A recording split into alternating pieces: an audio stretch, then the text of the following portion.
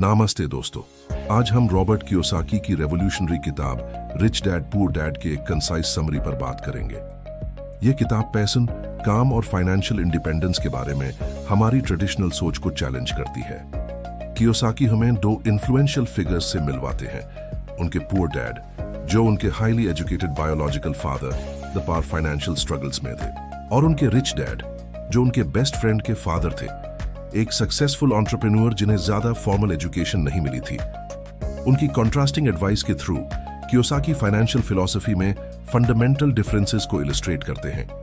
इस किताब का कोर मैसेज है फाइनेंशियल लिटरेसी की पैरामाउंट इंपॉर्टेंस। जबकि स्कूल्स एकेडमिक और प्रोफेशनल स्किल्स सिखाते हैं, वे अक्सर मनी मैनेजमेंट को निग्लेक्ट कर देते हैं। रिच डैड ने कियोसाकी को सिखाया कि ट्रू वेल्थ सिर्फ हाई सैलरी कमाने से नहीं आती, बल्कि यह समझने से आती है कि पैसा कैसे काम करता है। एक की कॉन्सेप्ट है एसेट्स और लायबिलिटीज के बीच का डिस्टिंक्शन। रिच लोग एसेट्स एक्वायर करते हैं, ऐसी चीजें जो उनकी पॉकेट में पैसा डालती हैं, जैसे रेंटल प्रॉपर्टीज, स्टॉक्स या बिजनेसेस। पुअर और मिडिल क्लास लोग अक्सर लायबिलिटीज एक्वायर करते हैं, गलती से उन्हें एसेट्स समझते हुए, जैसे एक बड़े मॉर्गेज वाला घर या एक नई कार जो उनकी पॉकेट से पैसा निकालती है। किताब इस बात की वकालत करती है कि हमें सीखने के लिए काम करना चाहिए, सिर्फ कमाने के लिए नहीं। पैसा के लिए टाइम ट्रेड करने के बजाय रिच डैड ने कियोसाकी को सिस्टम्स बनाने और एसेट्स एक्वायर करने के लिए इनकरेज किया, जो पैसिव इनकम जनरेट करते हैं। यह फोकस को एम्प्लॉय होने से ओनर या इन्वेस्टर होने की तरफ शिफ्ट करता है। Rich dad poor dad mindset की पावर को भी हाईलाइट करती है। रिच डैड कैलकुलेटेड रिस्क्स लेने, मिस्टेक्स से सीखने में बिलीव करते थे और कंटिन्यूअसली फाइनेंशियल एजुकेशन सीखने में बिलीव करते थे।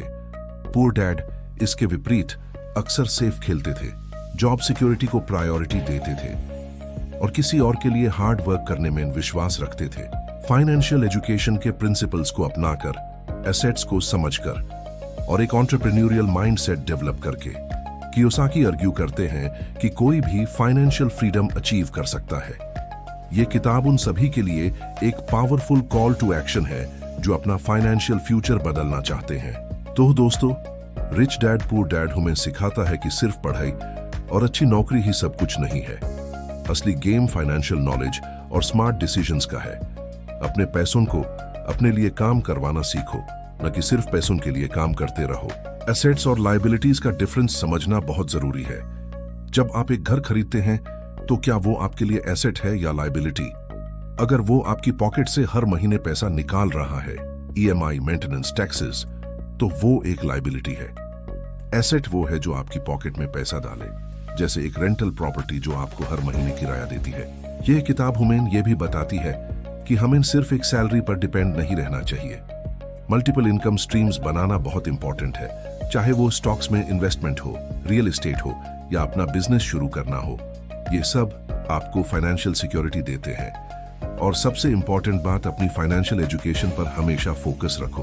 बुक्स पढ़ो, सेमिनार्स अटेंड करो और ऐसे लोगों से सीखो जो फाइनेंशियली सक्सेसफुल हैं। स्कूल में हमें ये सब नहीं सिखाया जाता, इसलिए यह रिस्पॉन्सिबिलिटी हमारी खुद की है।